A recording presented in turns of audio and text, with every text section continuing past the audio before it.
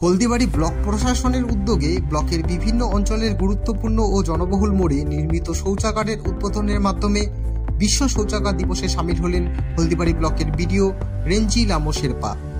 Block প্রশাসন সূত্রে জানা গেছে, বিশ্ব শৌচাগার দিবসকে সামনে রেখে উত্তরপাড়া হলদিবাড়ি তালের মোড় সংলগ্ন হরিমন্দির ও হেমকুমারী অঞ্চলে শৌচাগার উদ্বোধন করা হয়েছে।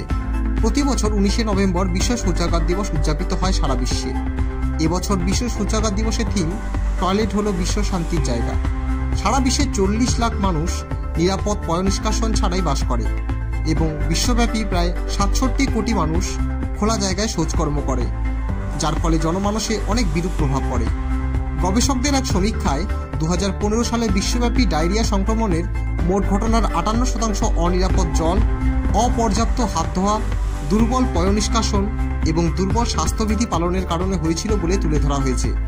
এর ফলে 5 বছরের কম বয়সী শিশু ও সাধারণ মানুষ প্রতি বছর ডায়রিয়াতে মারা যাচ্ছে অসংখ্য পরিমাণে। ডায়রিয়া ছাড়াও অন্যান্য রোগ বিরোগ ছড়ার কারণ হিসেবে শৌচাগারের অভাব বলে বিশেষজ্ঞদের মত। হলদিবাড়ি ব্লক প্রশাসনের বিশ্ব শৌচাগার দিবস পালন মানুষের মধ্যে সচেতনতা ও সাড়া ফেলবে বলেই ব্লক প্রশাসনের কর্তারা জানিয়েছেন।